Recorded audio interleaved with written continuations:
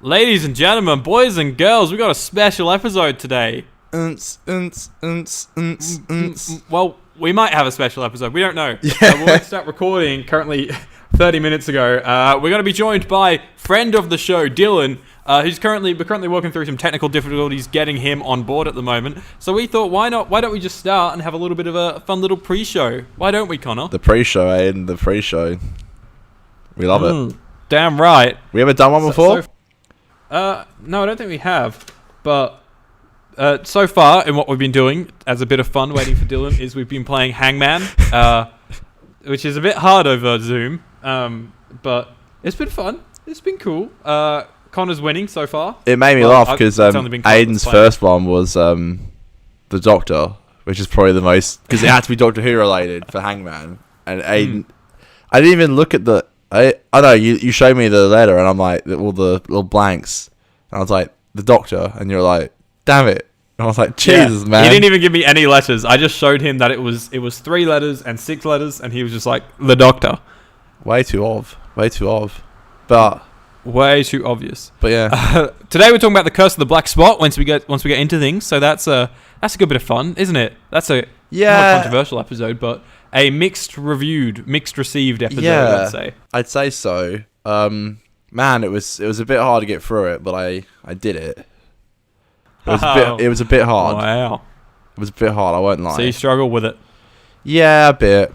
Yeah. I don't know how much I can say yet, but we'll save it for the review. Yeah, we'll save it for the review. But also, it's hard to get through. It's storming like crazy. Well, not like crazy, but a lot of wind, a lot of rain. So if we pick that up on the microphone, I'm sorry, listeners. It's just some atmosphere. It's some sound effects. Atmospheric. It just fits the vibe. Sounds like we're at sea. How about that? I like it. Fitting. Very fitting. Curse of the Black Rain. There you go. Well, that was bloody Thank lame. you, folks. I'm here all week. In the past week, any Doctor Who things to discuss? Was it a week ago? No, it was 4 days ago we recorded last. Oops. Not much to say. Really. I mean, there's nothing happening. I swear. Like, there's no pictures, there's no trailers, there's no news, there's no episode names, there's no writers' names. Nothing. Tell you what, though. I watched a really cool video from Time Fracture. Someone had shot some stuff on a camera in there. Just some cool shit. And it just got me really excited. Just, the immersive event in London they've got going. It looks really cool. Like, is it frowned upon to record now, or are you allowed to? I don't think... Like, I think you're not supposed to, but these guys have to have permission or something. Because they were, like, blatantly doing it. Around staff and stuff. It's like so cool. They were in like, I guess mild spoilers. I won't tell any specific things, but like it did start with them like, as a gang, you're about to go into a time fracture or something like that, something crazy. And there's like a unit officer, just like, not a unit officer, like a unit lab worker, like yelling at you like, you are going to be the saviors of humanity. You are hand selected by the Doctor. Hey. And that stuff, it got me going. I'm like, I know this is cringy fan service stuff, but what fun. I wish we had stuff like that in Australia. Well, they had you got the Matt Smith one, didn't you? When you went to Doctor Who Experience, you got the Matt Smith one. I got the Peter Capaldi one.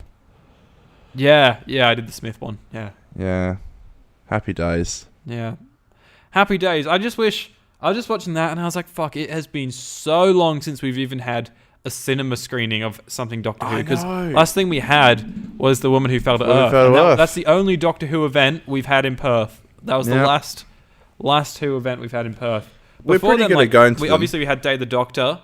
We had Day of the Doctor, and then a couple of other episodes. I remember the pilot they did at the cinema. But they even at one point, I remember our local cinema, Connor, when the Power of the Daleks animation came out, they actually screened that at the cinema. I remember that. Yep. Yeah. For all the Doctor Who fans out there, 50% pop cas.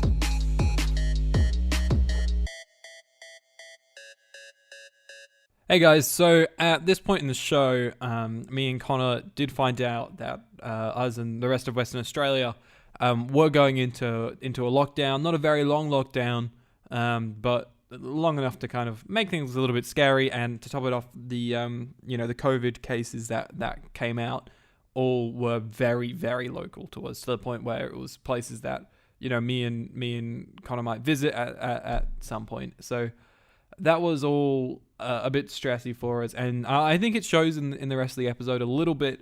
But there is still a lot of fun to be had. Dylan is great. He's a great guest. He comes in and he's just a funny guy, awesome guy. He's going to come back later in the season. You may hear us touch on the COVID stuff, but we decided to just put it on the back burner and not really address it for the majority of the episode. I know Connor in particular kind of struggled with it a little bit. Anyways, enjoy the show. Ladies and gentlemen, boys and girls, give it up. Let's welcome Dylan to the show. Woo! Go, Dylan. I waved. I just waved as if like people could, see me waving. I know. No footage, unfortunately. It's crazy. It's alright though. Happy days though. Dylan, you're the first new guest we've had in 4-5 seasons. Early season 2 was when Zave came on, and there's been no new guests since then. So that's crazy. I know, it's weird because it seems like something that should have happened a while ago. Yeah. And I think we've been planning it for a while. Yeah, we have. But just because of circumstances. Yeah. And no, I have technically been on the podcast before. Oh yeah, you asked those questions. You sent in the questions back in season 2 when we did the questions. Yeah. And Connor hated me for God. No, don't bring that up.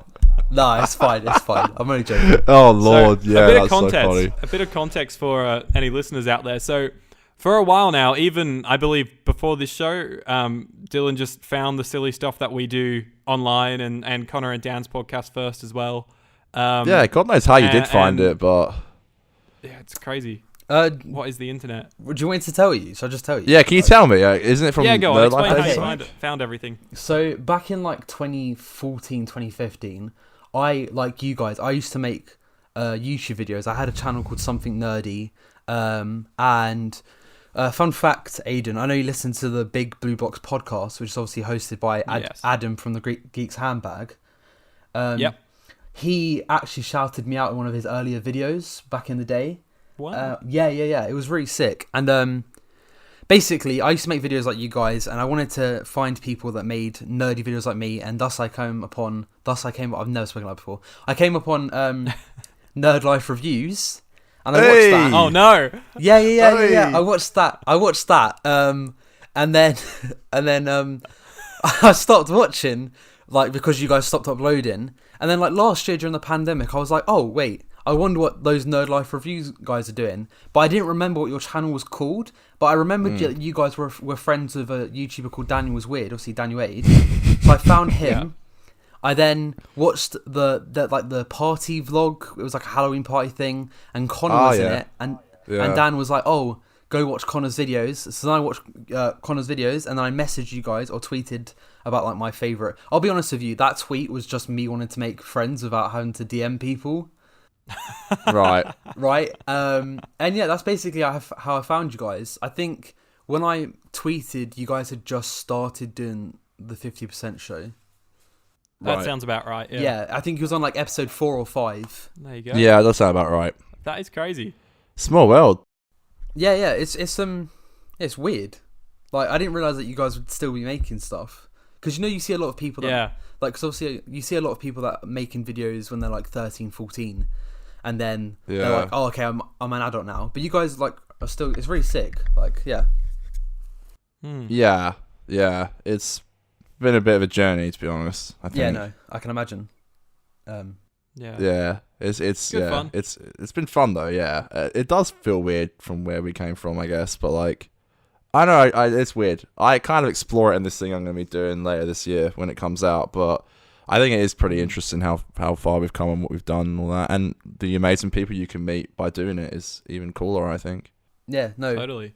I totally get you. Yeah. Meeting you, Dylan, and I guess Vinny for me are the main two people that I talk to. Right. From this show and stuff like that, and it's been great getting to know you guys and a few other people as well. Yeah, you too. That stuff's all awesome.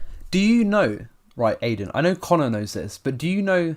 So how strange is this? Right, the two obviously. everyone who listens is probably great, but the two most prominent people is obviously me and Vinny, right? Yep. I go to uni in Bristol, and Vinny lives in Bristol. Like, how fucking weird is that? Like, That's crazy. We're gonna hang out at some point when I go back. That's awesome. But it's just so weird. Like, that's such a awesome. weird coincidence.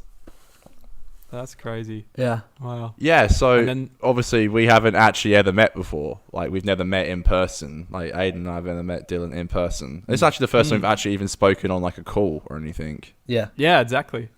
Yeah. Crazy. So that's just bizarre, but... Is it weird seeing us doing this on Zoom? Because you're just used to kind of hearing it. Is it weird actually seeing it? I don't. It's not weird, but I tell you, when I was joining, I was getting so nervous because whenever I speak to someone new, like on Zoom, I get so like nervous, right? And then because of all the audio fuck ups and everything that was going wrong, I was just like, what's the point? Like, it was just so annoying. Like, all the nerves are just gone.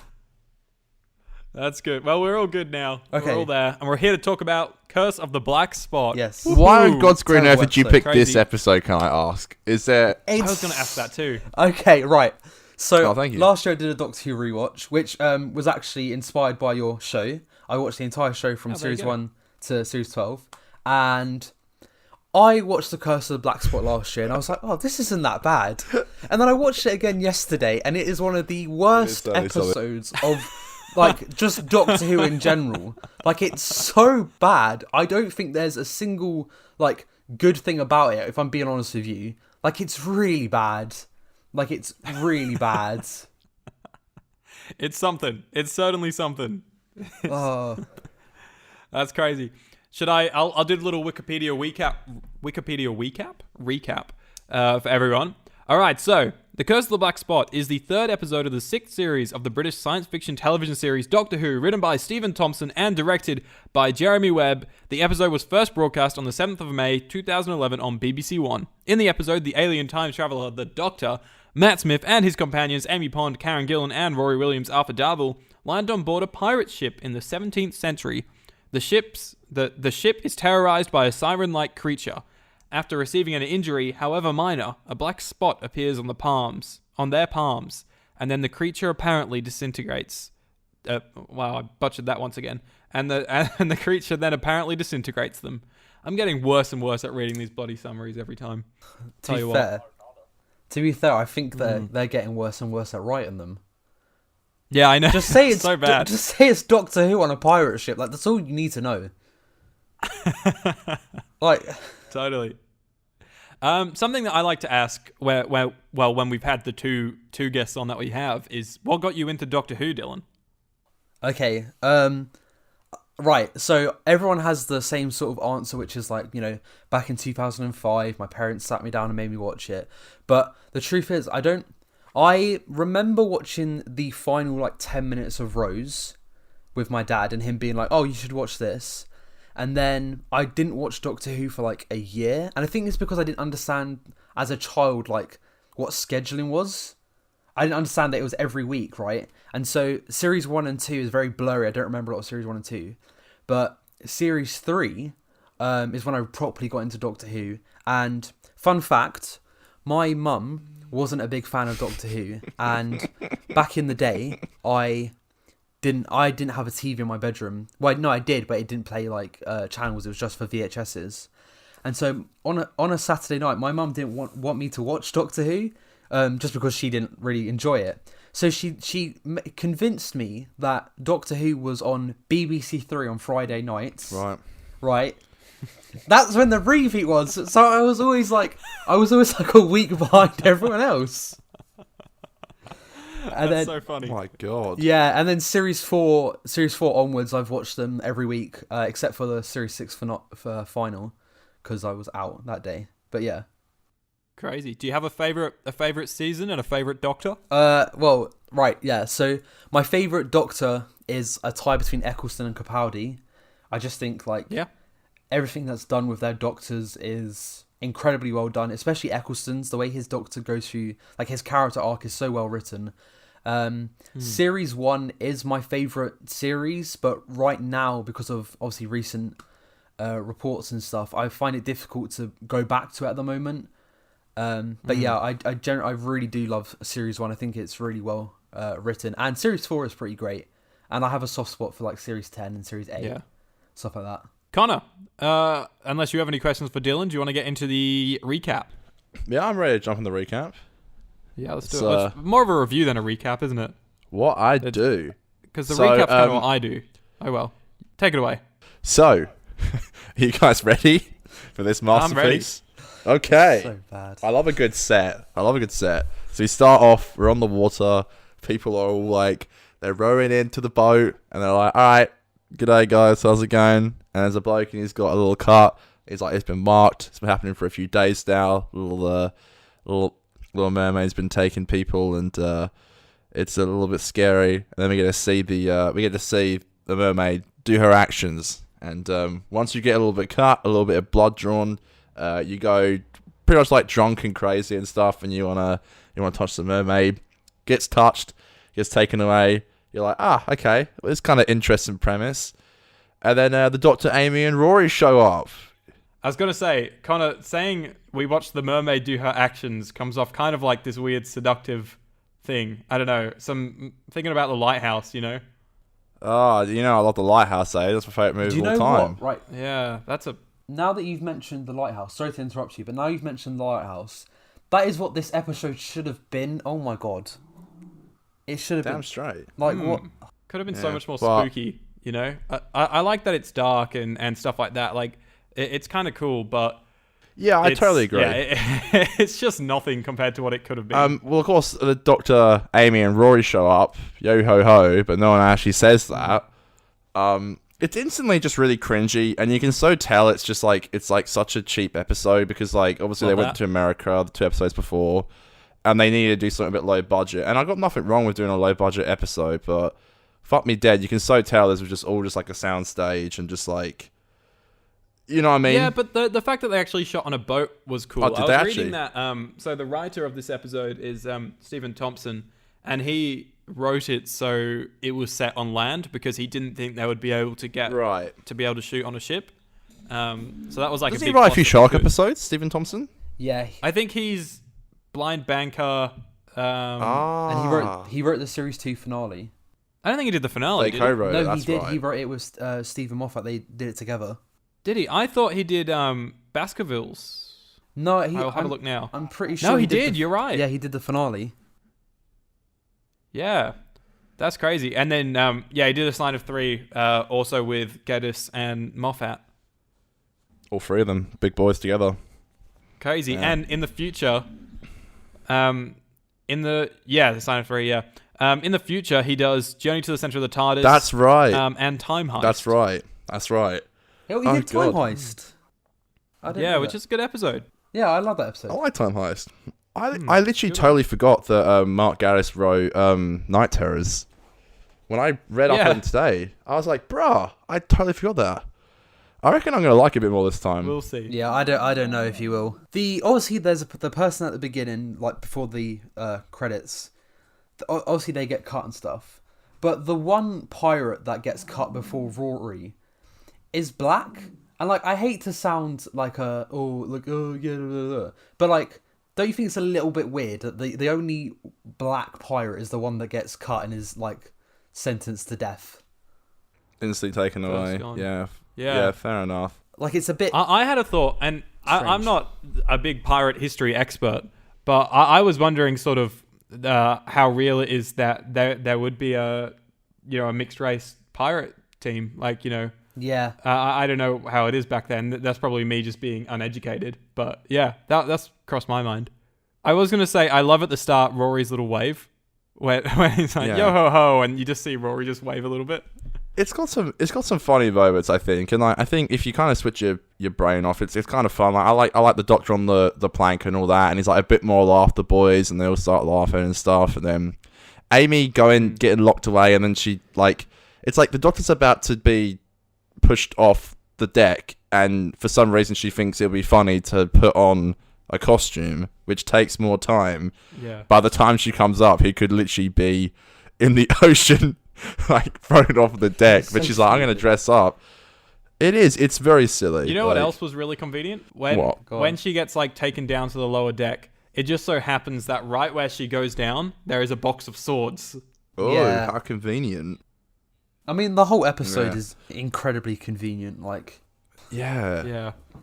This is the first time I watched an episode in a while where I'm like, this is actually like, I can generally, like, I thought the editing was really bad. oh, the editing. I feel like Murray really had to bring in some big guns this week because I think Murray's score kind of carried the episode. Yes. It was like really, it was always there. It was really always there because I feel like the editing was just all over the place. A pirate goes missing at one point. They don't explain that. I reckon there was some huge like issues behind the scenes. The editing is awful. Like, I was watching it, and I don't usually It's so notice bad. editing. Me either. Films, Yeah. unless it's really, really bad. But there's a scene. Yeah. I know we're not at that point yet, but there's a scene near the end where where they're talking about, right, we're gonna cut ourselves and go to the siren, whatever. And it cuts, and it's like really, I don't know what exactly it is, but it's so weirdly edited that you just notice. Like, it's very strange. I'm like you, Dylan. I really Like, don't know. yeah. I really think this had some really bad production. Yes. But yeah, one pirate gets taken away non-stop, and then like it's a cool step. I think if there's anything, I'm gonna try and look for positives here and say just completely shitting on it. I have something to say about this Sun character. Right, firstly, he is such a little prick. Like, throw him off the ship. Like, he's such a dickhead. And secondly, right, so the Sun's like, Mum told me about you and whatnot, and how you were a Navy, a Navy officer or whatever, right? So that implies that the kid doesn't really know his dad very well. So firstly, if he was like looking for a Navy officer, why is he on a pirate ship? That's my first question. Why is he on a pirate ship? They're very, very distinct. And secondly, how does he know that geezer's his dad? Like, how do they know each other? Like, how? Because if they don't see each other that often, and it's implied that they haven't seen it makes no sense. Yeah, it's really stupid. It doesn't add up. Yeah. And yeah, You know what else? You know what's another silly scene Go when on. they first go into that room where they find the boy? Is like, they walk in and someone like holds up a gun. And they're like, "Don't shoot that! All these barrels are full of gunpowder." yes. And then 2 barrels in that room get opened up. One of them's empty and it's got the kid in it, and the other one's full of water. Full of water. Like, why have they got it's like water? a silly line, isn't it? But why do they have water I know, in a it's so barrel? dumb. Like, what? It literally, this is So like, weird. this is the first episode in a while where I'm just like, this is really just, again, this really just was like, something's up here. Like, it really isn't good. Like, it's just not. I think it's just lazy. I think it's just like cobbled together really poorly. I think. Oh, God, yeah. I think this episode would have worked really well if it was like a stage production, because it feels very stagey. It feels very pantomimey when you're watching it. I don't know if you guys would agree with me, but as an episode, it's just so, like, it's so cheesy. It's incredibly. I don't think it's got any good performance. I hate to say it, but I think this has Matt Smith's worst performance as the Doctor. I'd argue, which is so I think that every Doctor has an episode where they are so much like their Doctor that it becomes unbearable. For example, like I That's a good point. right. So Eccleston and Capaldi, I can't find anything because I think they're always on point and they never go over the top with their Doctor's characteristics. But so for David Tennant in The Idiot's Lantern, I really don't like that episode because he comes across as so like, oh, I'm David Tennant and this is the 10th Doctor. And with this one as well, The Curse of the Black Spot, Matt's like writing, the dialogue for the 11th Doctor is almost like it's written by a 10-year-old who thinks that they know who the 11th Doctor is, like they understand the character. And his performance as well is like a child acting as the 11th Doctor rather than Matt Smith playing the 11th Doctor. No, that's fair. Yeah. I love him in that scene where he's talking to the captain guy just before the monsoon. Right. I've always liked that scene. But that's the only thing that really stands out to me, I think. Yeah, I get that as well. Yeah, that's a good point, actually. I never really thought about it like that. It's always good to talk to people about episodes because you can kind of see a different perspective of how you were feeling about it. But I agree, Yeah, that's like, really good. once the they go in the gunpowder room, like we said. Like once the little kid comes out, and we're supposed to feel something, and you mention all that shit about like my mum died, and like it's like you don't care, like no, you don't. And like the doctor and the captain go off, and I do like if I can take any positive from it, I'm trying to find some positives. Like I do like the scene in the TARDIS with the captain and the doctor. Their scenes together, they're not so shabby. But when you go back to like Rory and Amy in that gunpowder room, really? Yes, I hate. Talk about that. When the doctor's in the TARDIS and he's showing off. I think it's nice when he's like, "Oh, I know what a ship's a ship," and he's like, "This is the telescope, this is the compass, whatnot." But when Matt Smith's doing the whole like spinning around and pressing all the buttons, it's so like 11-year-olds, 10-year-old playing as the Doctor. I don't know what was going on that day when they were filming. Maybe they were just in a crazy mood. But yeah, in a good mood. It just doesn't work for me. I just don't like it. I just don't think it works. Yeah, that's fair. That's fair. And it gets even worse in the gunpowder room. Oh yes. Where one of the blokes runs off, and then he eventually gets taken, and the other bloke he got cut, so he has to stay in. The kid full on like yeets him with like a sword or something. Yeah, cuts that's him. a death sentence. Is this death sentence? Right, okay, I might be wrong, but I feel like I have a goof of the week right here. So when the guy... Okay, let's do it. So when the guy leaves, before the guy leaves, he has to unlock the door, like he has to take the keys and unlock the door. And then he leaves, and as he leaves, the door's left a little bit open, and then it cuts back to Amy and Rory and the little kid. And then it cuts back to the guy, and the door's locked again. It's locked, yeah. I noticed that. Like... Maybe, yeah. Really weird. A little premature goof. Another premature goof. I love it. Are you going to put the sting in? Yeah, I'll put the sting in there. Great. Oh, that's one thing that's probably weird, is that the stings, I edit them in because I don't have like a system to do it all live. Right. So that's a bit fun. So if I was just to go... the funniest... Wait, so if I was just to say... Sorry, go on. Goof of the week! Oh, fucking stop, Dylan. Stop the sting. Stop the sting, mate. Another one. But it's weird because there's no sting when we're recording it, so it's just awkward, isn't that? Look what you put us through, Dylan. I'm so sorry. Cheers, Steve. I think we got to talk about the pirate that just goes missing. Like that is just okay. Which hilarious. Pirate is this? Because I didn't pick up on it. Okay, so when this the bloke who got cut, the other guy runs off and he gets taken. You see that, but the guy got cut. He's in the gunpowder room with Amy, Rory, and the kid. But when it goes back, he's just gone. He's like disappeared. Like he hasn't got taken. Like he's got the black spot, but he hasn't got taken. Do you not remember that? But he doesn't go. Oh, maybe, really? Yeah. To be honest, the episode's so like, shit that I just zoned out. He disappears. Like he dead set. The pirate dead set disappears. Like he's in the room with Amy, Rory, and the kid, and they're in the gunpowder room, and it cuts away for like 5 minutes or something. When it comes back, like the doctor and the pirate, the captain run back in, and are like, we've got to go outside. That's when that massive like storm happens, and the pirate's not there. But he didn't get taken by the whatever the fuck it's called, the mermaid, the siren woman. Yeah. So they got to take him. Interesting. I liked him though as well. I thought he was a pretty good actor. No, I think. he was good. I agree. He was definitely a standout. It's just funny though. Like I don't know what happened. There must be something about it. I don't know if you've read about it in behind the scenes, but there must be something about it because he full on just disappears. No, honestly, I had to like scrape the barrel for behind the scenes this week. There's not a lot. That's why I just think it's like a really shoddily put together episode. I have a question. Like maybe it was in a deleted scene or something. He gets taken away because I guess he's got the mark of the siren. You can assume he got taken by him, and he is on the ship at the end, on the spaceship at the end. So you can put two and two together there. But it's silly that if you're right there that they didn't actually show a scene where he got taken. I have a question for you guys. Go for it. Name one of the pirates. I can't. Is it Blackbeard Avery. or Avery? Toothless? Isn't that it? Like, name one of the pirates. Because I couldn't tell you a single name. I could maybe the captain, but what's the captain's son called? I couldn't tell you. That would be Toby. Oh, fucking Toby. Don't worry, I've got Wikipedia open right here. I literally can't though. That's how bad it is. We have Henry Avery, Toby Avery.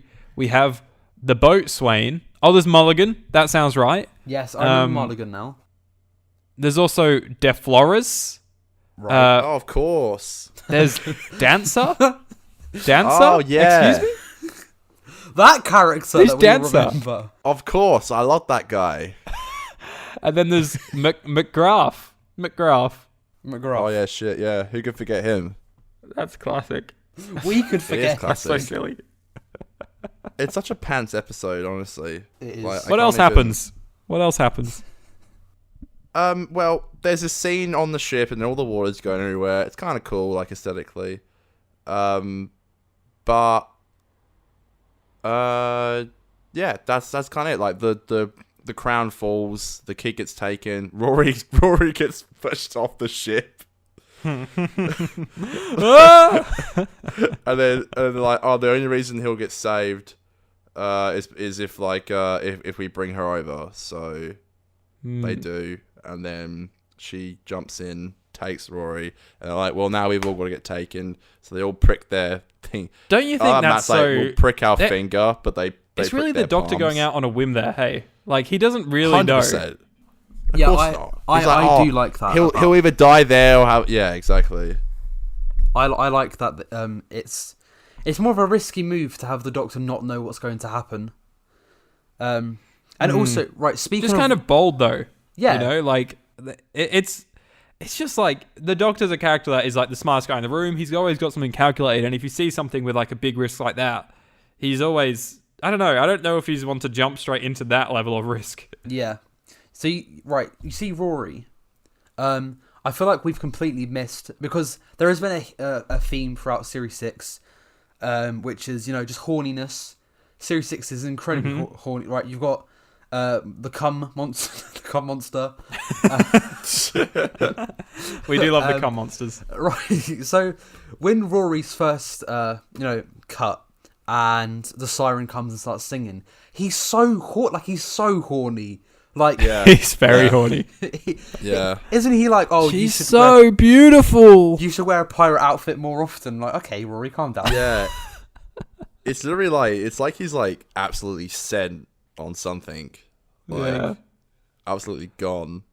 I don't know it's if maybe Moffat just wasn't getting any in this time in his life, because he was just he was just Maybe. constantly writing either Doctor Who or Sherlock. I don't know. Oh, don't say that. I don't want that image in my head. Like, Speak my for lord. yourself. oh God, Jesus. Oh no. Oh my lord. Yeah, that's bizarre. Very strange. What do we think of the siren?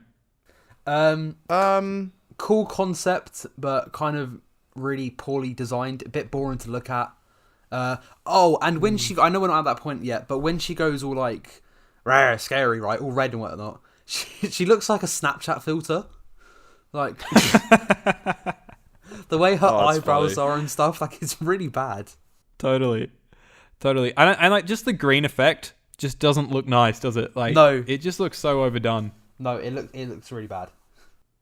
Yeah, all those flying shots as well. She's like kind of like hovering.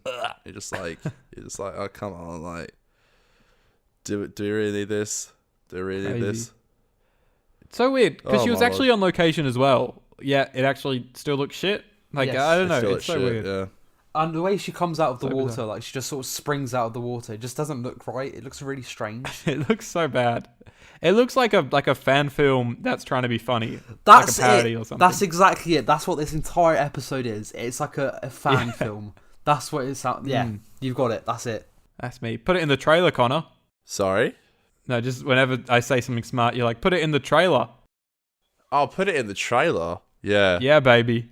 Oh lord. Yeah. And honestly though, like the scene afterwards, all it's like the hospital thing. Like it's like, this is just so nonsense. Like, what is this? Like, what is this? This is just so shit. Like, it's just like it's like this ship. It's hovering over. It's in the same thing. It's like, if you go for reflection, you can get through it. There's all these weird aliens. They're all dead. Matt Smith puts his hand in some like snot. Yeah. It's like, what is this? I don't about? mind Like, that. The like pilot deck that they're in at the start, that looks okay. But the moment they actually go into like the hospital part of it, the production design is so bland. Oh, it's definitely just a random room they found in an office. Yeah, Pretty much. totally. Also, this episode does the same thing that like the Stolen Earth Journey's End does, where so obviously it's a parallel universe, right? That's like where they are as a parallel universe, the ship and stuff. Right. Okay. I thought it was impossible to go to parallel universes, but now everyone's doing it left, right, and center. Like we can complain about the Chibnall era not following the rules, but they were breaking rules ages ago. Like I don't know. It's very, very, very bad. Is this like so this is a parallel universe where they're in or something like that? Right. I don't know. I'm trying to find it in like the plot because I don't understand. Like, because when I was a kid, I just thought it was an invisible spaceship, which honestly is just a much more plausible explanation that works exactly the same. Would have made so much more sense. Yeah. So I don't get that. That's so weird. It feels so rushed. Like it doesn't make sense. Like Rory's like again dying. And at this point, you're kind of just like, fuck's sake, like, give it up. Not Rory dying. I know, like, not Rory again. dying. That's Rory death count number 62. I think it's 4 or something. And he's gonna die again this week. Yeah, he is, doesn't he? Yeah. Well, we've had Amy's Choice. We've had The Hungry Earth, and so I think this is 3. I think this is 3. But isn't he shot in the Series 6 two-parter? He's like quote unquote shot. He doesn't die there though. He gets like tranked or something. Right. Okay. We'll let them off that time.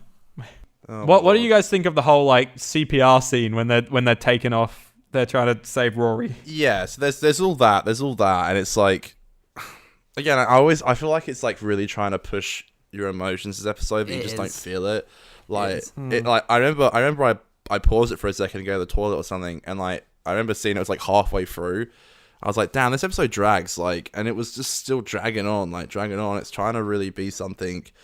Like, Amy suddenly knows how to give CPR, even though she's never been taught, which you have to be taught. Correct me if I'm wrong, but Rory says to Amy, I'm a nurse, I can teach you how to do it. But then he just we never see him teach her how to do CPR. Yeah. It's like, it's just like in the movies. It's like, well, it's not a movie. It's like, well, it's a TV show. It's like, Jesus. You know what else like, I never understood? Is like, I know they've got to unplug him from the system, but they didn't have to move him. Like, surely they could have just done the CPI there and then and not risk like moving him into the TARDIS and stuff, right? Yeah, that was. That's what I don't get. That's what I don't get either. I think I don't know why they moved him. But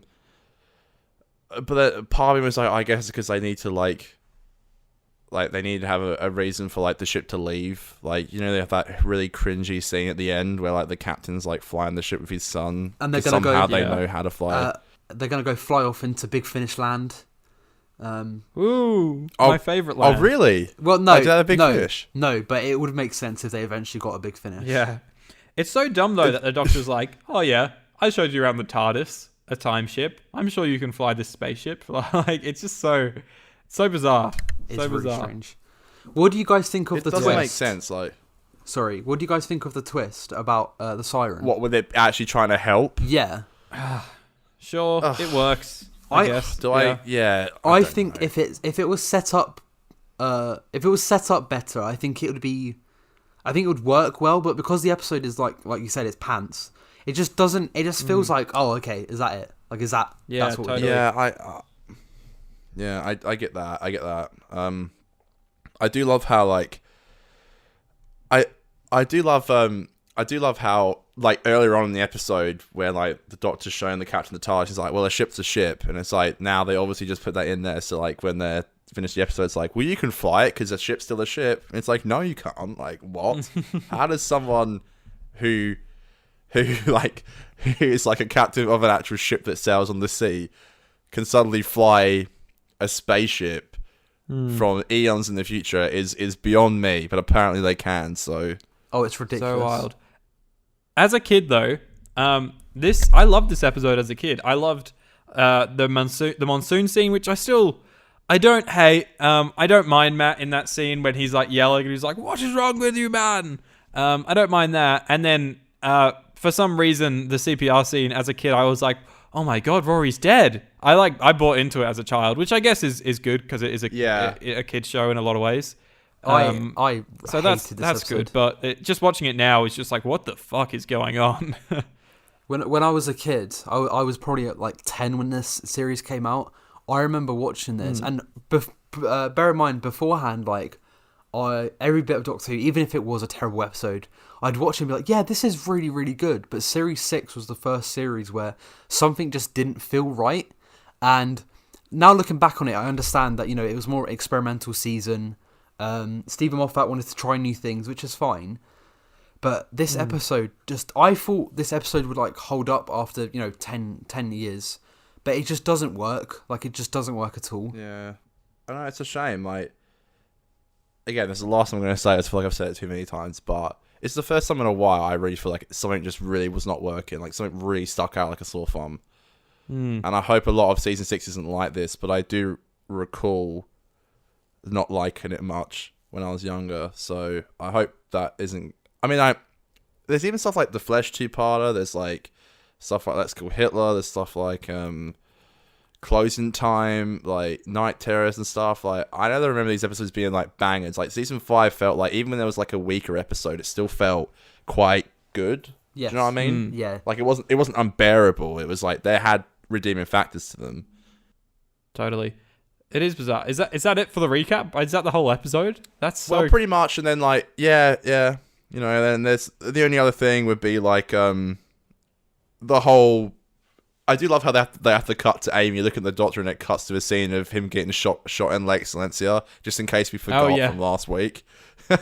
Just in case we forgot.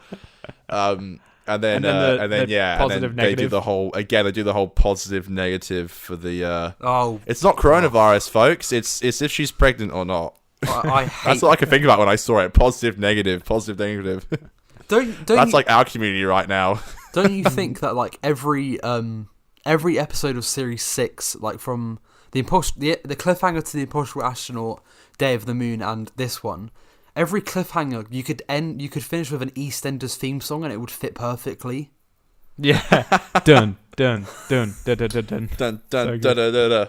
I love it. Yeah. God, it's so weird to think that the whole way through this episode it's Cum Amy. Like, the whole way through this season is Cum Amy. That makes me uneasy. Very strange. Oh yeah, because you see what's her name again? Aiden, Madam the what? Sorry, something like that. The eye patch lady. Yeah, you see her again. Wait, to this day, I still don't understand how, like, Cum Amy exists. I just don't get it. Like, yeah, I know it doesn't. I swear it doesn't get explained. Like, did she get taken after A Christmas Carol? Is she Cum Amy in A Christmas Carol? I think it's like, meant to be between A Christmas Carol and Impossible Astronaut. Would have been cool if we got like a scene that you don't realize at the time, but is like the moment she gets taken, and you just like you see something weird, like maybe a slight shift in her performance between like two scenes or something like that. I don't know. I just feel like there's much funner ways to do what they were trying to do with it. Yeah, I totally agree. It's odd. Silly Billy. Shall we move on to Australia's favourite actually, hold on. I've got some points I'm going to rattle off. I wrote a bunch of silly notes on my phone whilst I was watching this episode. I said, this whole mirror reflective thing, it's not really working for me. Because one, like, it's so dumb when she's meant to come out of these like small objects. Like, she's meant to come out of that little pendant thing or whatever. So whack. And he's like polishing that for ages. So surely she would have come out of that by now. You know what I'm talking about? I know. Literally. But also, I would have loved to have seen her come out of that tiny little thing, because I want to see how they would have done that. I know. They wouldn't have shown it. They would not have shown it. Very poorly, that's how. You know what else is? I love how Matt really comes funny? in and like he just starts breathing on it, so it goes all foggy.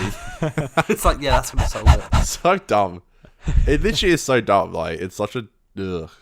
It's so weird when she comes out of the crown. For one, they made a point of that pendant thing was foggy, so she couldn't come out of it. This crown is covered in like water drops and rain. Surely she can't come out of that. And if she can come out of that, then surely she can just come out of the reflection of like the water puddles on the ship. But when she does come out of the crown, she's bloody tiny because just her little arms coming out of the crown. It's so weird. Sorry to interrupt you. I just remembered something. Earlier in the episode, when they're down in a little bunker and they're like, "Oh, leeches," and they all start running away, and then the siren comes out of the ground or out of the water. When the Doctor's talking to Captain Avery, he's like, "Oh, that she could come from a single drop." How do you know that? Because she came from a large body of water. How do you know that she could come from a single drop? Like it's really weird. Like you're just assuming so silly that she can do that without actually showing us that she can do that. Yeah. There's also that monsoon for one just comes out of nowhere. Yes, it does. Oh, it's so contrived, so bizarre. The doctor's just like monsoon. Also with the crown, you can see the seam, like the way it lands. You can see there's like a line in the crown. Surely crowns are just like one solid like round thing. Do you know what I mean by the seam? Yeah. Where they've stuck it together. Yeah, because it's a prop. Yeah. It's just looks cheap. Once again, there's a convenient barrel right on the deck, right where he's like, all right, we'll cut ourselves and we'll go to the parallel world or whatever. There's a convenient barrel right next to where Matt is, which is great. And the other thing is when they first get on the spaceship and they're looking through the windows, what angle are they looking at the ship from? Like, it's this weird like top down. So what are they? I don't get it. It just doesn't look right. Do you know what I mean? It's like, I don't know where it is or its place. It's so odd. It's like they're looking upwards towards the ship. But so weird. You're right. It is very crazy. Weird. It's odd. Shall we move on to Australia's favourite segment? It's an episode where, like, if you think too much of it. Okay. Sorry, I think there's a delay. That's all right. I was going to say, I think if you think about it too much, like. What the fuck? That's some good lag. Oh my god. You go, Connor. I was just going to say, if you think about it too much, you're just going to go down a rabbit hole. That's all I had to say. I'm glad we did that. Shall we move on to Australia's favourite segment? Yeah, go on. Let's do it. It's time for Goof of the Week! Awkward because there's no sting. Wow, amazing. I just did this thing. Do you guys have any goofs? Do you have any goofs, guys? Any goofs you saw, other than the ones you've said? The whole episode is a goof. Pretty much. I think everyone was goofing on the set. Silly boys. Do you know what is a really good goof? A goofy movie available now on Disney Plus. Really great. No, I'm joking. I don't have any goofs. Okay. Classic. I think I have one where, like, one of the pirates, like, he pushes. It's like it's the first pirate to go in the first scene. Sorry, the second scene with Rory, and he like pushes through everyone to go to the mermaid, but then like the scene cuts back. It's like a shot of the Doctor, and then it goes back, and then he pushes through the crowd again. I noticed that. I see. Yeah. Apart from that, there's obviously the pirate literally goes missing randomly. Apart from that, you know. Yeah, I picked up on one where right when there's the leeches one, when there's the siren takes the leeches person, I noticed that that person, for some reason, their hat falls, whereas everyone else, all their clothes disappear with them. But their hat falls, and the Doctor grabs the hat, which we don't see him actually grab, I don't think. But then there's a bunch of extremely shaky shots as they're running out of the room. And in some of those shots, it's cutting between him having a hat on to him holding the hat. Like, it's constantly going between those two different sort of variations. And it's so weird. So weird. That's the only one I had. But, of course, TARDIS Wiki is here. Once again, our good friend. Here's a really silly one for them to pick up, and I wouldn't usually include it except for the fact that it's just so dumb that they even noticed that. Is that Amy's nails? In some scenes they're chipped, but in some scenes they're back to normal, and they're all looking perfectly manicured. What a goof! TARDIS Wiki. Whoa! TARDIS Wiki. Why are you looking? What are you doing? Like, we appreciate you, but seriously, like, go outside, go get some lunch. Like, why are you looking at her nails? Really strange. Get some air. Get some air, boy. The other goof that they've got there is that when Toby's in the sick bay and he's meant to be completely unconscious, you can see his eyes moving around. Yeah, I noticed that as well, kind of. I wasn't going to mention that, but yeah, the people's eyes are kind of moving And I don't know if that's like, I don't know if that's intentional just to show they're still alive or something, but yeah, I noticed that. Crazy. So we move on to Australia's second favourite segment. Or actually, also the UK's second favourite segment, thanks to Dylan being here. Hey, UK. Shall we do it? Yeah, go on. Let's do it. Let's move on to Behind the Scenes.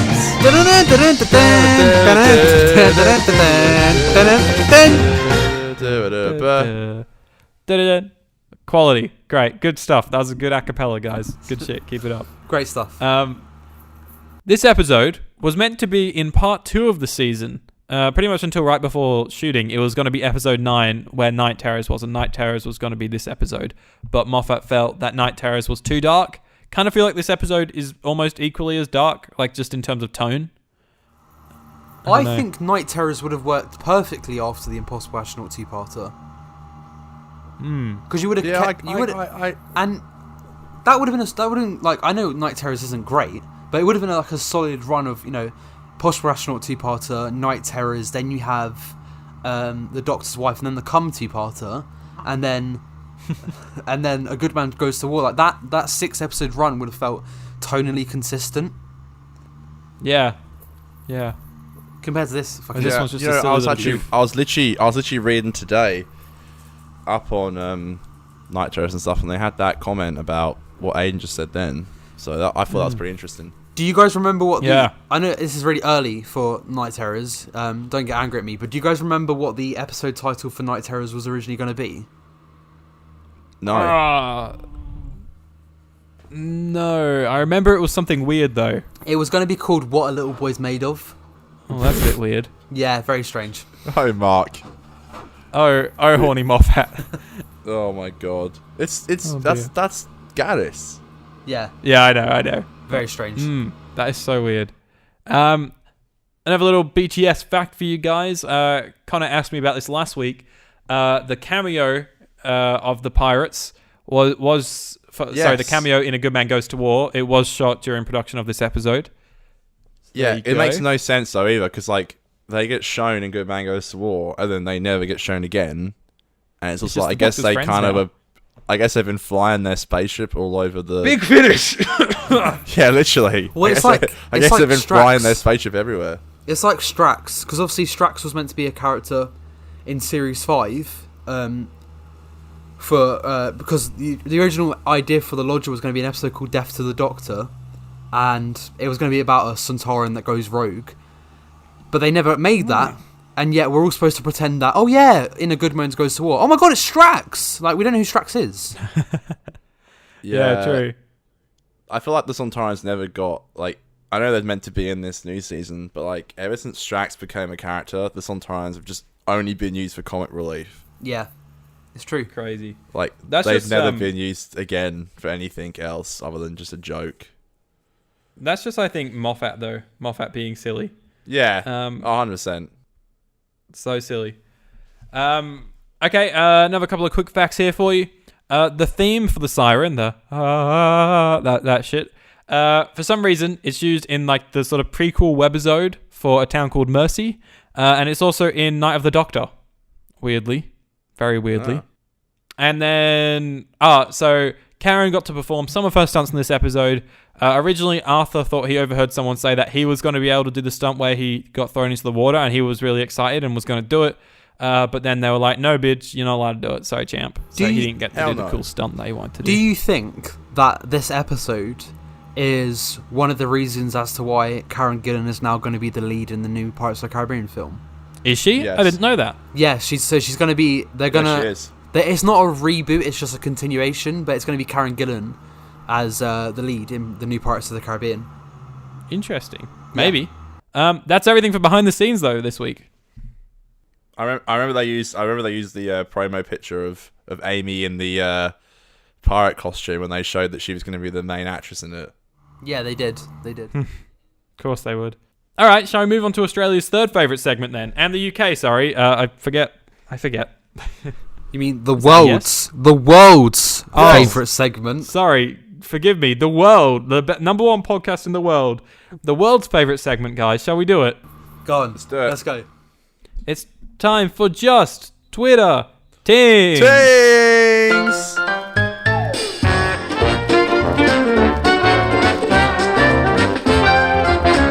Wow. You know, right? So you know So much fun. Sorry.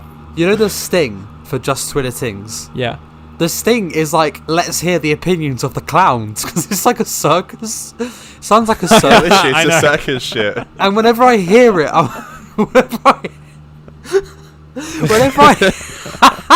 whenever I hear it, I'm just like, oh, here we go. It's the clowns' opinions. Oh my lord.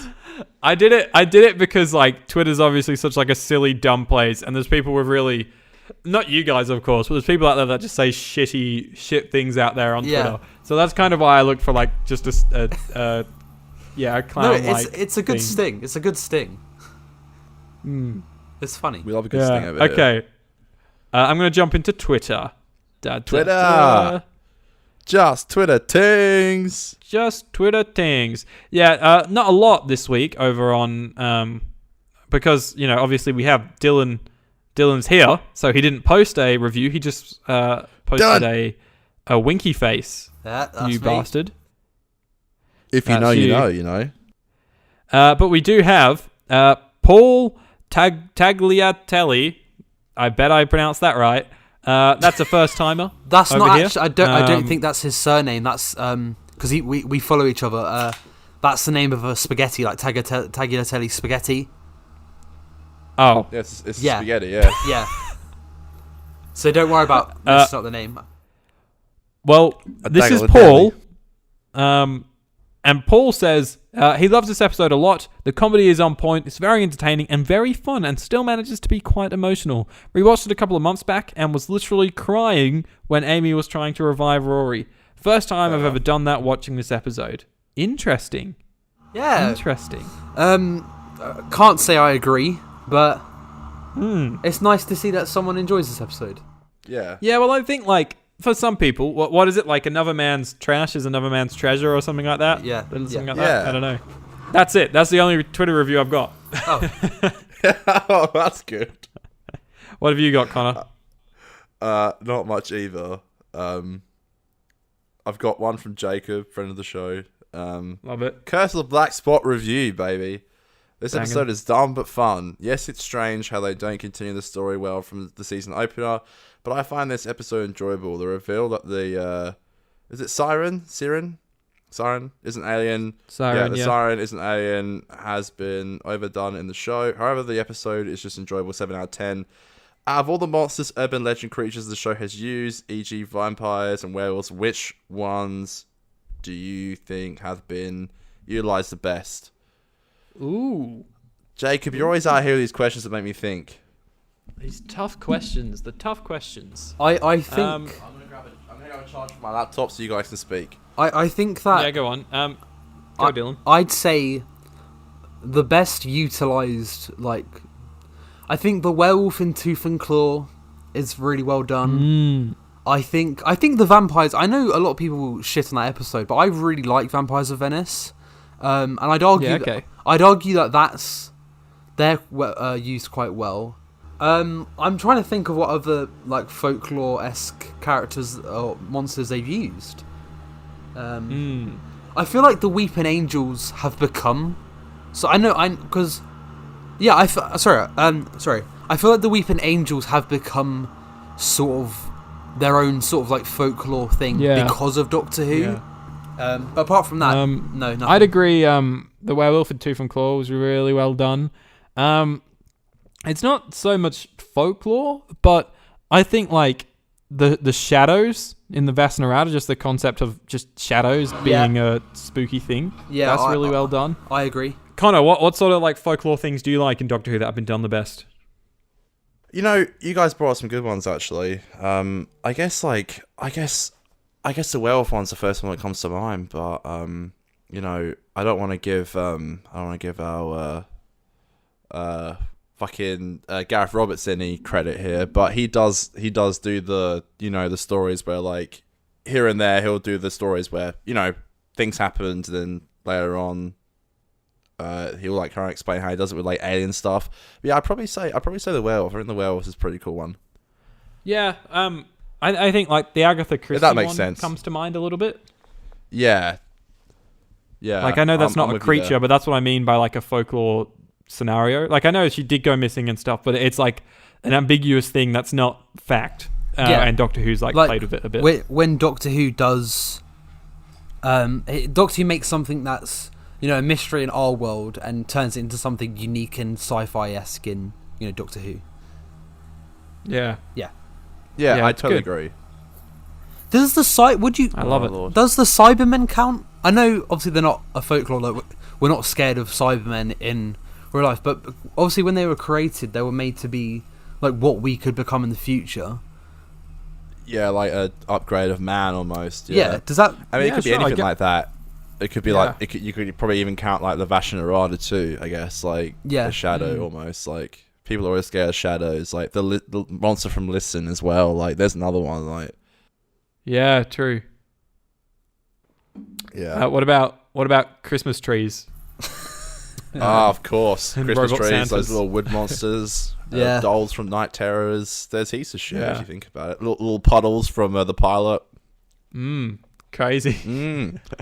I love it. I am slightly worried about my audio.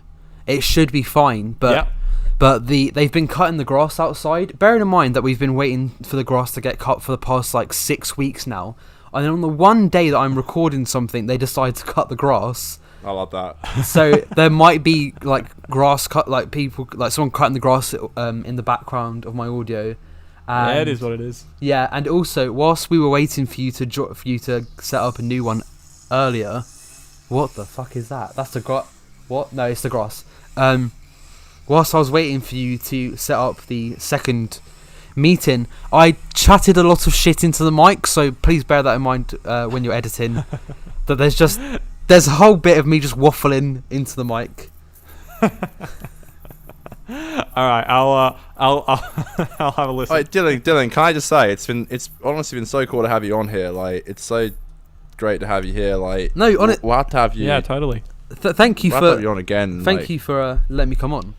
No, it's of course, great, man. And hopefully, honestly, thank you for that. Next time we have you on, I know you said A Town Called Mercy. We'll hopefully have things a bit smoother. Yes, I would. my internet a bit. And I would love to come on for. I don't know. I've been thinking about maybe buying the Zoom pack so that I don't have to do this 40-minute worry thing. But is what it is. I think. I know you. I don't know because I would love to come on for A Town Called Mercy. But seeing as Series 6 was split into 2 parts, if you want me to come on again, yeah, sure, man. I would love. I would come on again for Night Terrors if you want. Yeah, go on, do that. I think that's a great one. I mean, I'm excited for that as well. Like, I'm excited to rewatch Night Terrors, and I think Dylan, are you and I still going live after this? Yes, yeah, of course. All right, shall we give our reviews for these episodes, boys? Yeah, go on. Dylan, it's always the guest first. So what do you think? Yes, guest must go first. I think that this episode is the idea of Doctor Who pirates sounds really cool, but Matt Smith's performance is like a child given a performance of the 11th Doctor. Poor Arthur and Karen don't get anything to do. They're like completely wasted in this episode. You have Hugh Bonneville, which is one of the biggest actors in the UK. Downton Abbey, Paddington. He doesn't really get a lot to do with, a lot to work with. The fucking kid, Toby, can fuck off. And the pirates aren't memorable. The episode isn't really memorable, so I'd give it like a 2 out of 10. It's really bad. Wow. No, do you know what? I feel like I'm being too nice. It's a 1 out of 10. I really don't like this episode. Fuck. Wow. Shit. That's crazy. That's tough. Me. What about you, Connor? Look, I don't think I hate it that much. I always try and look for the positives in every situation, but I think this is probably the lowest score I've given to an episode. I think I'm gonna get a 4. I could enjoy certain scenes here and there. I do respect the fact that look, again, I've got nothing wrong with a low budget episode. Like, look at fucking like Reservoir Dogs or something. Like, it was like low budget, but if the script's right, then it's gonna work. Midnight's a great example for Doctor Who. but I think it didn't work here. But I gotta appreciate that they tried. And I did enjoy the scenes in the TARDIS. A couple of scenes here and there, and yeah, I'm probably being too kind, but I'm gonna give it a 4 out of 10. I only was maybe a couple of times bored, maybe 3 or 4 times I checked to see how much longer it had left, so gotta be a bit kind personally, but yeah. I'll fact check you there, Connor. You also gave The Next Doctor a 4. You gave Dreamland, everyone's favorite episode, 2. Hey! And then you also gave 42 a 3. So as for actual episodes, that's sort of the lowest you gave was to 42. Fear Her you gave a 4.5, and The Long Game a 4, and End of the World a 4 actually, which I think was way too harsh. But yeah, End of the World is a solid 7. Sometimes I wish I could go back. Like, I wish I could go back sometimes. Honestly, like my biggest regret is not giving Human Nature, Family Blood a 9, because I'm like, that was honestly like that's awesome. A 10, mate. Can I make a suggestion? Yeah, I agree. Yeah. So I think that at the end of every series, you guys should do your favourite episode of the series and your least favourite episode of the series. Okay, yeah, that makes sense. We'll do that. Just Can you say that again, please? Sorry, can you say that again? So what I said is that at the end of every series, you guys should have like say what your least favourite episode and what your favourite episode of the series was. Yeah, I like that. That's cool. We got Dylan out here helping us out with the show, folks. He's always got some great productive criticism. Well, wait until series 8 comes and I'm a guest on every single episode. Of course, when we hired Dylan as you know what? Can I just say though, Dylan?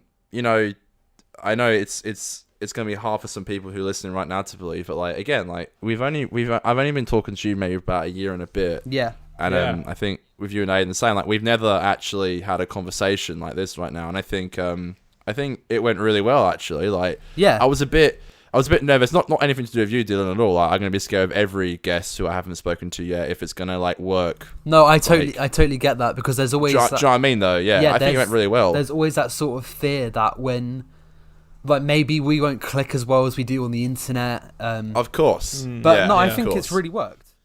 Yeah, it's been good. No, I good agree. Fun. We'll have to bring you back on for Night Terrors. I'll see a couple of episodes time. So there you go. Totally sick. My score for the Curse of the Black Spot is I don't hate it as much as you guys. There's a lot of bad, but there's some scenes I do like. Not a lot, and not for very long. It's more very specific moments of scenes. Kind of, yeah, I'm mixed. I don't quite think it's the worst episode ever. I'll go a 5.5. You guys gonna beat me for it? I don't know. How do you guys do 0.5s? I've never understood how you guys do like. I can't because sometimes I'm like, it's like a half.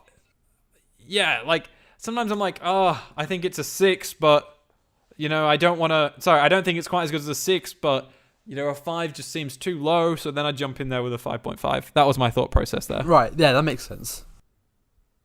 So that's just me being indecisive, really. No, it makes sense. Aiden. All right. Sorry, I got to run off. You guys got to do your live. So shall we wrap things up? Yeah. Go for it. Yeah. Dylan, thanks so much for joining us. Do you want to give your socials or anything like that out? Anything to plug? I have Twitter. You've probably seen me if you follow the podcast. It's at Dylan Makes Stuff. I am going to be making videos very soon. I'm going to be doing if you're interested, I'm going to be making a video on the new Tyler, the Creator album. And I have a podcast coming out later this year, but I'll be on this podcast probably a few more times before my podcast comes out. But yeah, look out for that. It's called What Could Go Wrong. And that's it. Banging. Sounds good.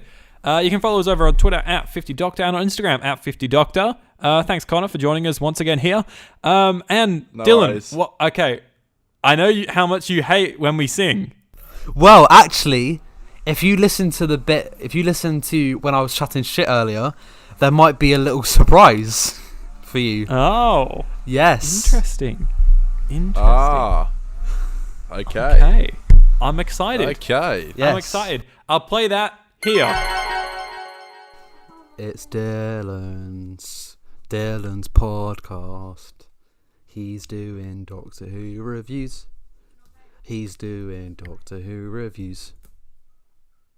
By himself. That was horrible of you, Dylan. How dare you say that? Yeah, I'm so sorry. Please don't come for me. Don't cancel me. We just heard it then. Yeah, we need to record like 2 different reactions. One where we're like, wow, Dylan, that was so nice of you. You really made my day. And then one that was like, Dylan, you dick. Can't believe you said that. Yeah. And I'll change it depending on what you said. Shall we? I don't know. So do we sing the song or is Dylan going to beat us? I don't know. What's he going to do? It's Aiden. Oh, we're doing and Connor's podcast. They're joined by Dylan. Reviews. Dylan is here as well. Review.